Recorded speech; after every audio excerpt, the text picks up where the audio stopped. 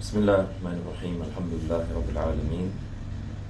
Wassalatu wassalamu ala asyrafil anbiya'i wal mursalin sayyidina Muhammadin wa ala alihi wa sahbihi ajma'in. Alhamdulillah, para jemaah dirahmati Allah Subhanahu wa taala. Insya-Allah kita akan meneruskan kuliah zuhur kita pada hari ini dengan kitab Bulughul Maram karangan Al-Imam Ibn Hajar Al-Asqalani, dan kita masih berada di bab ini berkenaan ini dengan solat ini Jumaat. Jadi insya-Allah ini sebelum ini kita meneruskan seperti biasa, kita membaca apa yang kita telah melihat ini pada minggu yang ini yang lepas. Maka pada minggu yang lepas kita sedang ini membicarakan berkenaan dengan masa yang mana Nabi SAW yakni mengatakan yang mana apabila seseorang itu melakukan salat dan berdoa kepada Allah, maka Allah akan mengabulkan doanya. Ia dikenali sebagai sa'atul istijabah. Dan kita ada dua pendapat yang dinukilkan oleh Al-Imam Ibn Hajar dalam kitab ini Bulughul Maram. Ini dua hadis. Hadis ini yang pertama, riwayat yang pertama adalah yakni masa tersebut adalah di antara duduknya imam pada khutbah ini, selepas ini khutbah yang pertama sehingga dia selesai melakukan salat. Maka riwayat yang kedua adalah di antara yakni waktu asar ini dan maghrib ini pada hari Jumaat. Itu adalah riwayat yakni daripada Jabir, seperti mana penulis ini mengatakan inda Abi Daud wa Nasa'i annaha baina salatil asri ila ghurubi syams, yakni di antara ini salat ini asar sehingga ini terbenamnya matahari. Selepas itu ini penulis ini mengatakan waqad ukhtulifa fiha ala aktsari min 40 qawlan. Yani penulis ini Al-Imam Ibn Hajar ini mengatakan ada banyak yang ini pendapat berkenaan dengan bila masa ini sa'atul istijabah, dan dia mengatakan lebih daripada 40 pendapat. Ini yang beliau mengatakan ini di sini kalau kita lihat, bagi mereka yang ini yang dapat memahami, masya-Allah, ini yang beliau ini mengatakan yakni lebih ini daripada 40 ini pendapat. Dia mengatakan amlaituha fi syarhil Bukhari, dan aku menukilkan ini daripada syarah Bukhari. Dimaksudkan di sini adalah kitabnya, iaitu Fathul Bari Syarh Sahih Al-Bukhari. Selepas itu kita membicarakan tentang berapa ramai makmum ataupun jemaah yang mana sah ini salat Jumaat. Maka dalam mazhab Imam Syafi'i, seperti mana kita mengatakan 40 orang, kita ada perbezaan ini ulama, dan ada sebahagian ini ulama yang ini mengatakan apa sahaja yang dikenali sebagai jemaah, yang ini sehingga kan ini 3 orang juga dibolehkan melakukan ini salat ini Jumaat.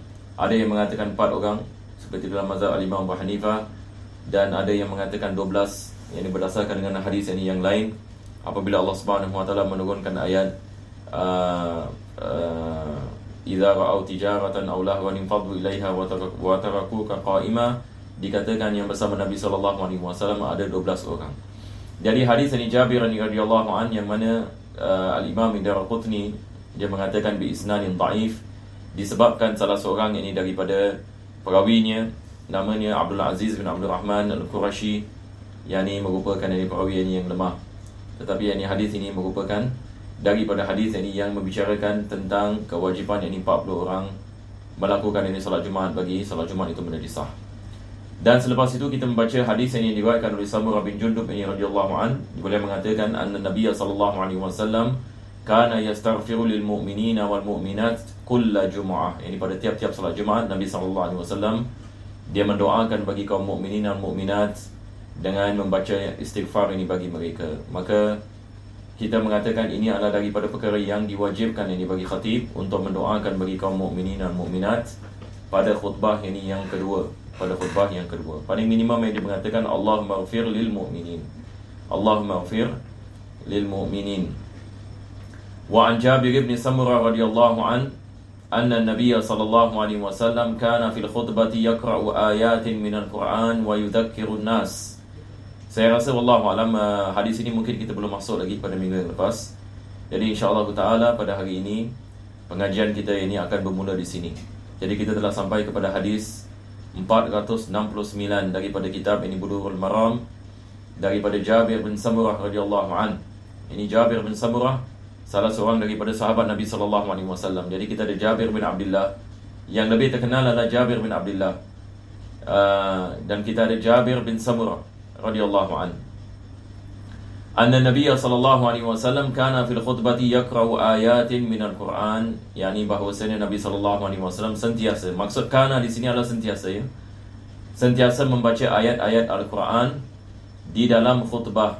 Itu sebab ini kita mengatakan daripada rukun yang khutbah adalah membaca satu ayat minimum, ayat mufhim. Kalau kita lihat dalam kitab-kitab fikih yang ini mengatakan ayat mufhimah, yakni ayat yang membawa makna, ayat yang membawa makna, bukan ayat yang tergantung. Sebab dalam Al-Quranul Karim ada ayat-ayat yang tergantung. Sebagai misal, kita ada ayat yang mana Allah Subhanahu Wa Taala mengatakan summa basara, summa basara, yakni ini adalah ayat yang dikaitkan dengan ayat sebelumnya dan selepas ni. Maknanya tidak, maknanya ni belum lagi apa kita mengatakan sempurna. Jadi ini kita mengatakan bukan ayat mufhimah. Dia ayat daripada Al-Quran, akan tetapi dia bukan ayat yang mufhimah. Sebab maksud ini daripada membaca ayat dalam khutbah adalah untuk mengingatkan manusia ini, yang sahabat ini mengatakan wa yuzakkirun nas, yakni Nabi SAW mengingatkan ini kepada manusia akan ayat-ayat Allah Subhanahu Wa Taala. Maka dia perlu ayat-ayat yang difahami ini akan maksudnya. Rawahu Abu Dawud, dan hadis ini diriwayatkan oleh Al-Imam Abu Dawud, dan dia merupakan hadis hasan, dan juga ini diriwayatkan oleh Al-Imam Muslim, seperti mana penulis mengatakan wa asluhu, dia mengatakan wa asluhu fil Muslim. Jadi kita dalam mazhab Al-Imam Syafi'i, bila kita belajar ilmu fiqh, kita akan mendapati ulama-ulama kita dalam mazhab Al-Imam Syafi'i, mereka mengatakan diwajibkan bagi khatib untuk membaca satu ayat daripada Al-Quran pada khutbah di mana-mana khutbah, sama ada khutbah yang pertama ataupun khutbah yang kedua. Berkenaan dengan mendoakan bagi kaum mukminin, diwajibkan kita mendatangkannya pada khutbah yang kedua. Jadi rukun khutbah semua sekali kita ada 5 perkara. Pertama sekali adalah puji kepada Allah, kedua adalah selawat atas Nabi SAW, ketiga adalah wasiat dengan taqwa, keempat adalah membaca ayat daripada Al-Quranul Karim yang mufhimah, seperti mana saya mengatakan, di mana-mana khutbah. Yang ini maksudnya sama ada di khutbah yang pertama ataupun khutbah yang kedua. Rukun yang kelima adalah mendoakan bagi kaum mukminin. Jadi ini adalah 5 rukun khutbah. Bagi tiap-tiap orang yang menjadi khatib, wajib dia mengetahui perkara ini. Dan kita lihat hadis-hadis Nabi SAW yang dinukilkan di sini, yakni mengajarkan kepada kita akan dalil-dalilnya. Taib. Selepas itu kita pergi kepada ayat hadis yang seterusnya. Wa an Tariq bin Shihab anna Rasulullah sallallahu alaihi wasallam qala. Hadis ini diriwayatkan oleh Tariq bin Shihab, dan Tariq bin Shihab ini dia adalah salah seorang daripada sahabat Nabi sallallahu alaihi wasallam yang pernah melihat Nabi sallallahu alaihi wasallam, tetapi tidak pernah meriwayatkan ataupun tidak pernah berjumpa dan berbicara dengan Nabi sallallahu alaihi wasallam. Ini maksudnya di sini adalah sahabat ini dia pernah melihat Nabi sallallahu alaihi wasallam. Dia pernah melihat Nabi sallallahu alaihi wasallam, akan tetapi dia tidak pernah mendengar daripada Nabi sallallahu alaihi wasallam. Ini dia tidak pernah meriwayatkan daripada Nabi sallallahu alaihi wasallam. Beliau dikatakan melihat Nabi sallallahu alaihi wasallam pada Hajjatul Wada', apabila Nabi sallallahu alaihi wasallam menyampaikan khutbahnya. Selepas itu Nabi kembali ke Madinah dan Nabi wafat. Dan beliau selepas itu pada khilafah Abu Bakar radhiyallahu anhu Umar Khattab, beliau menyertai banyak peperangan bersama khulafa ar-Rasyidin. Dan beliau dikirakan sebagai salah seorang daripada sahabat Nabi SAW, disebabkan salah satu syarat bagi sahabat adalah dia pernah melihat Nabi SAW ataupun pernah berjumpa dengan Nabi SAW. Maka dia dikirakan sebagai salah seorang daripada sahabat Nabi SAW, walaupun beliau tidak pernah meriwayatkan daripada Nabi SAW. Jadi beliau mengatakan di sini anna Rasulullah sallallahu alaihi wasallam qala, bahawa Nabi sallallahu alaihi wasallam mengatakan. Bagaimana kita mengatakan dia tidak pernah mendengar daripada Nabi sallallahu alaihi wasallam, tapi sekarang dia mengatakan bahawasanya Nabi sallallahu alaihi wasallam mengatakan. Maksudnya di sini adalah dia meriwayatkan daripada dia riwayatkan daripada orang yang lain, yakni daripada sahabat yang lain yang mendengar daripada Nabi SAW. Sebab di sini kita mengatakan mursal ini sahabat adalah sahih. Mursal sahabat ini diterima. Sebab semua sahabat Nabi SAW, kita dalam Ahlus Sunnah wal Jamaah, kita menganggap mereka sebagai udul. Jadi kalau mereka mengatakan qala Rasulullah SAW, qala Rasulullah SAW, sahabat mengatakan qala Rasulullah SAW, walaupun ini diketahui yang dia tidak pernah meriwayatkan daripada Nabi SAW, maksudnya dia pernah mendengar daripada orang lain yang mengatakan Nabi SAW ini bersabda sedemikian. Taib. Ini yang yang disebutkan oleh mualliq ini bagi kitab ini, dia mengatakan fa yu'tabaru mursalus sahabi wa huwa sahihun akhrajahu Abu Dawud. Ini dikatakan sebagai mursal sahabi. Kita ada istilah dalam ilmu hadis yang dikenali sebagai mursal ini sahabi. Ini maksudnya sahabat mengatakan qala Rasulullah, tetapi dia mengatakan daripada sahabat yang lain yang kita tidak mengetahui siapa ini sahabat yang lain. Ini adalah mursal ini sahabat, dan mursal ini sahabat ini tidak ada masalah. Yang menjadi khilaf adalah mursal tabi'in. Kalau tabi'in ini mengatakan qala Rasulullah SAW, maka ini dianggap dhaif oleh al-Imam Syafi'i, kecuali ini mursal daripada Sa'id bin Musayyib. Ini seperti mana kita mempelajari dalam kitab Al-Waraqat Imam Al-Haramain. Al-Imam Syafi'i, beliau menerima riwayat ini daripada Sa'id bin Musayyib, walaupun kalau dia mengatakan qala Rasulullah SAW, sebab ini bahasa ini yang panjang. Ala kulli hal, hadis mursal adalah hadis ini dhaif, tetapi mursal ini sahabat adalah sahih. Maka beliau mengatakan bahawasanya Nabi SAW ini bersabda, al-jumu'atu haqqun wajibun ala kulli muslim fi jama'atin. Salat Jumaat adalah wajib, haqqun wajib. Ini maksudnya di sini adalah hukumnya wajib ala kulli muslimin, diwajibkan atas tiap-tiap orang Islam fi jama'atin, dan diwajibkan dilakukan pada jamaah. Itu sebab kita mengatakan solat Jumaat ini dia berbeza dengan solat yang lain. Yakni solat Jumaat diwajibkan kita melakukannya dalam jamaah. Berbeza dengan solat Zuhur dan Asar dan Maghrib dan Isya dan Subuh. Tidak diwajibkan kita melakukan dalam jamaah. Cuma yakni dia merupakan fardu kifayah. Seperti mana kita mengetahui, salat jamaah ini selain daripada Jumaat dia ada fardu kifayah. Manakala salat Jumaat adalah fardu ain. Bezanya salat Jumaat ini diwajibkan kita melakukannya dengan jamaah. Yang ini tidak sah kalau sekiranya seseorang itu melakukan salat Jumaat ini seorang diri misalan di rumahnya, tidak sah ini. Sebab daripada syarat yang sahnya salat Jumaat, diwajibkan kita melakukannya dengan jamaah. Maka bagi tiap-tiap orang Islam yang mukallaf, yang dimaksudkan dengan orang Islam di sini yang mukallaf, yakni yang sudah baligh dan mampu yakni melakukan salat Jumaat, yakni tidak sakit dan sebagainya. Selepas itu dia mengatakan illa arba'atan, kecuali 4 golongan manusia. Yakni diwajibkan tiap-tiap orang Islam, tetapi ada pengecualian. Siapakah pengecualian? Maka ada 4 ini golongan. Yang pertama mamluk. Yang dimaksudkan dengan mamluk di sini adalah hamba sahaya. Salat Jumaat tidak diwajibkan ke atas hamba, tetapi sah daripadanya. Kalau dia melakukan salat Jumaat sah, tetapi asalnya tidak diwajibkan ke atasnya. Tidak diwajibkan. Maka ulama kita mengatakan apa sebabnya, apa hikmahnya salat Jumaat ini tidak diwajibkan ke atas hamba sahaya. Yang ini hikmahnya adalah bahawa hamba sahaya ini beliau di atas ini khidmat ini kepada tuannya.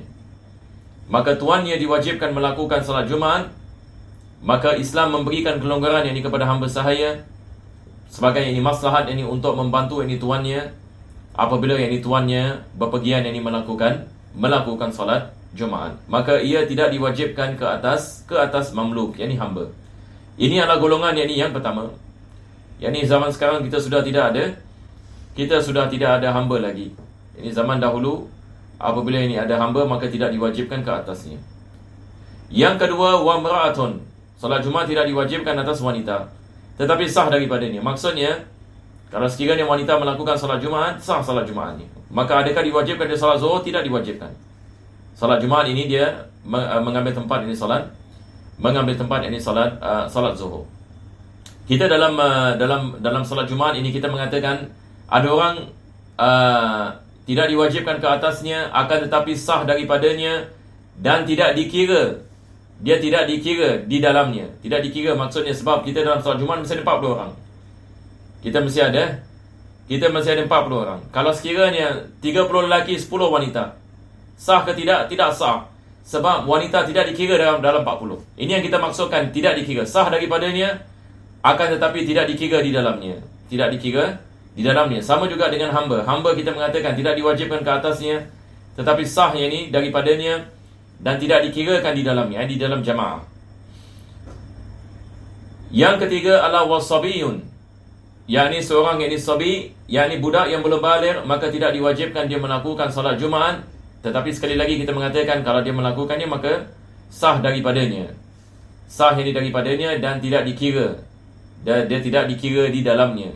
Tidak dikira di dalamnya. Dan yang keempat adalah wa maridun, yakni seorang yakni yang sakit, yang mana penyakitnya tidak membolehkannya mendatang solat Jumaat. Jadi di sini ulama-ulama kita membahaskan tentang apakah jenis-jenis ini penyakit yang tidak membolehkan seseorang itu melakukan solat Jumaat. Dan misal yang terbaik daripada misal yang terbaik seperti apa yang kita hidup sekarang ini, masalah ini corona, ini virus.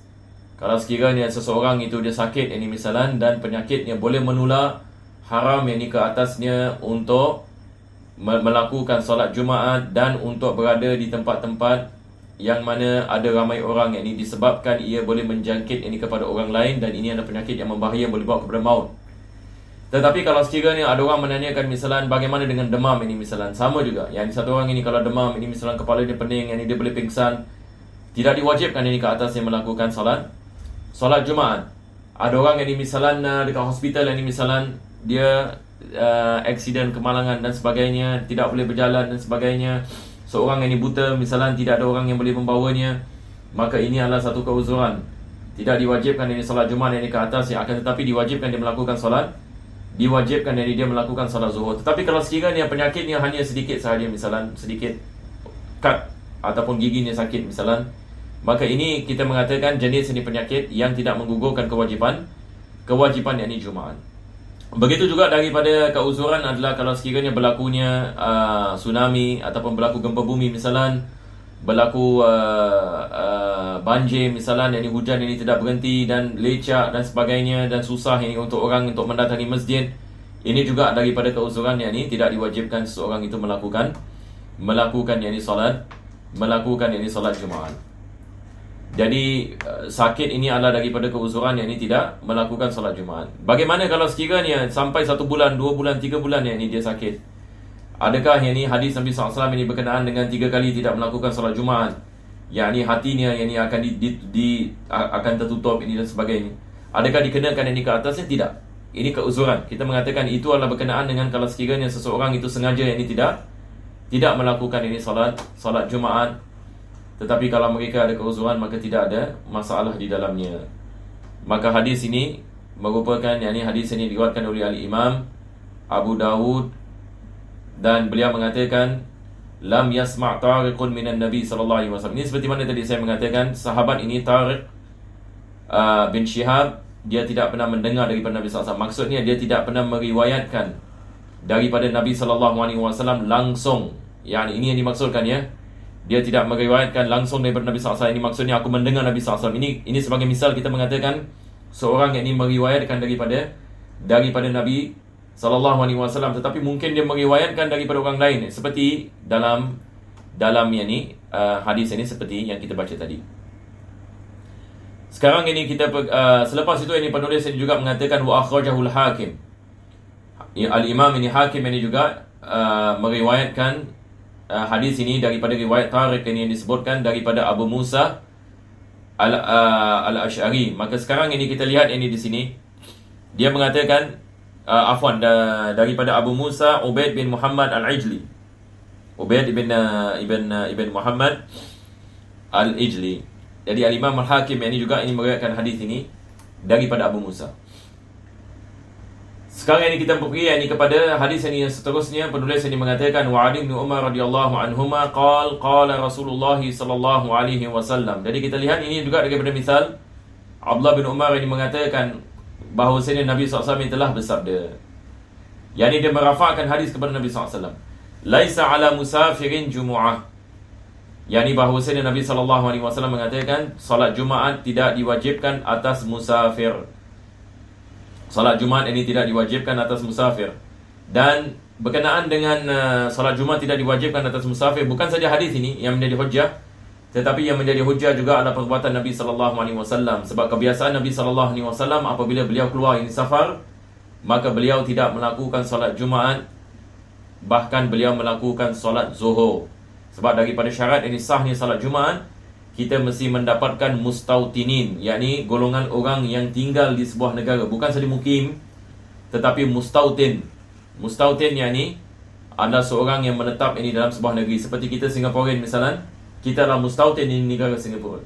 Jadi untuk salat Jumaat menjadi sah, mesti ada 40 orang yang mustautin. Ini dalam mazhab Al-Imam Syafi'i. Tapi kalau sekiranya semua yang musafir ataupun semua mukim, maka tidak sah ini salat Jumaat kita. Diwajibkan kita melakukan salat yang ini Zuhur. Jadi daripada syarat yang ini wajibnya salat Jumaat adalah mesti mukim, dan syarat dikira daripada salat Jumaat mesti mustautin. Jadi kita di sini kita membezakan di antara mukim dengan mustautin.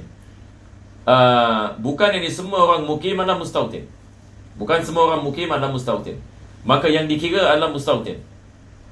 Tetapi mukim diwajibkan salat Jumaat ini ke atasnya. Berbeza dengan musafir. Musafir ini dia opposite kepada mukim. Musafir ini tidak diwajibkan baginya untuk dia melakukan salat, untuk dia melakukan yakni salat yakni Jumaat. Dan definisi bagi musafir yang wajib ini kita memahaminya adalah seseorang yang keluar daripada kawasan yakni perumahannya dan destinasinya, keluar daripada kawasan yakni perumahannya, dan kita mengatakan tidak menetap ini di sebuah tempat lebih daripada 3 hari. Tidak termasuk yakni hari sampai dan hari keluar. Yang mana apabila dia menetap pada destinasinya lebih daripada 3 hari, maka dia dikirakan ini sebagai mukim. Tetapi kalau sekiranya dia berada dalam perjalanan, maka dia dikirakan ini sebagai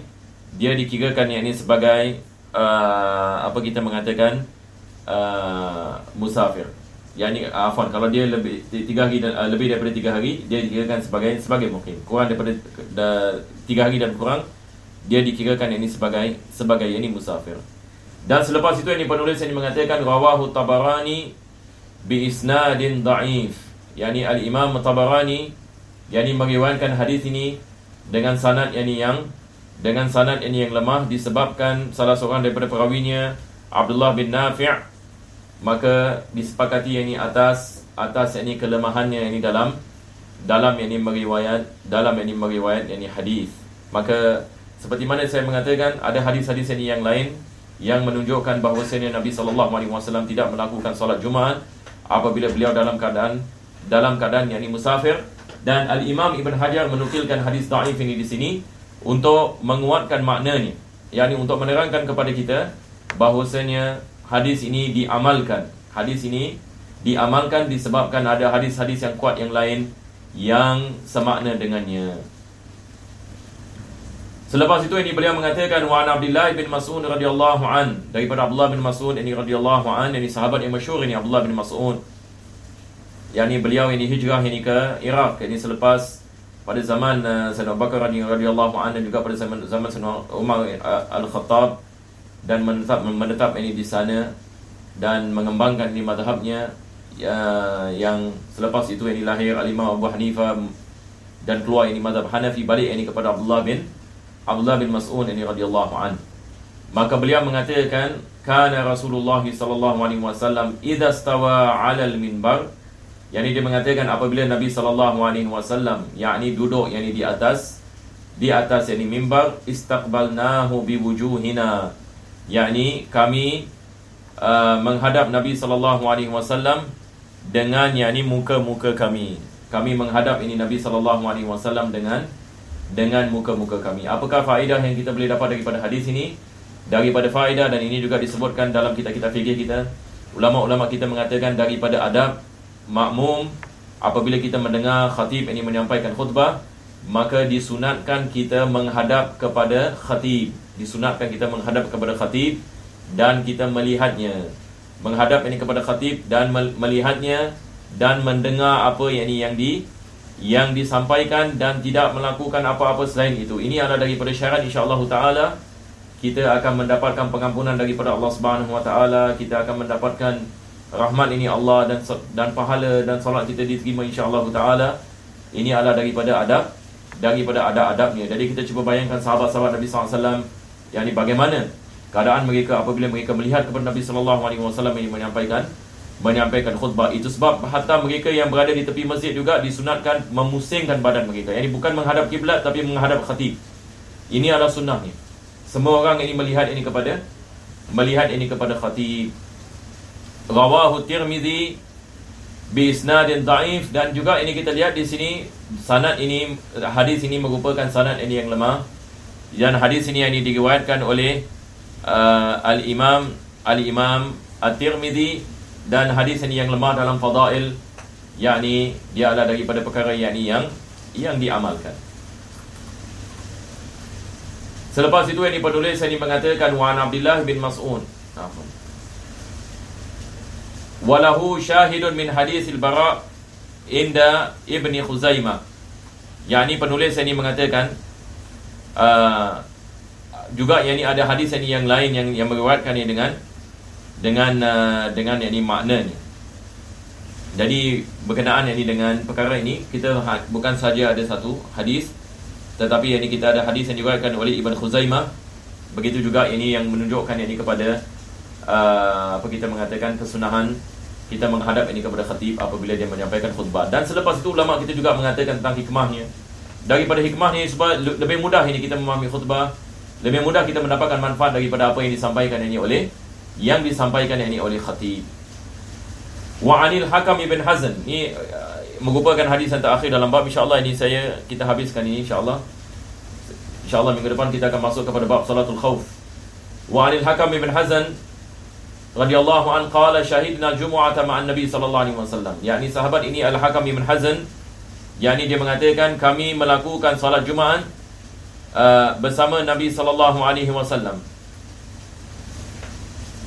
Faqama mutawakkian ala asa au qaus, rawahu Abu Dawud. Dan Nabi SAW apabila menyampaikan khutbah, dia memegang asa, yakni dia menyandarkan atas asa ini adalah tongkatnya, ataupun ini qaus. Qaus ini adalah apa kita mengatakan tempat memanah itu, dia punya bow. Kalau dalam bahasa English panggil bow. Saya tak tahu dalam bahasa Melayu apa yang dipanggil ya. Kita ada apa? Kita ada anak panah dengan kita ada busar, dengan busar. Qaus ini adalah busar.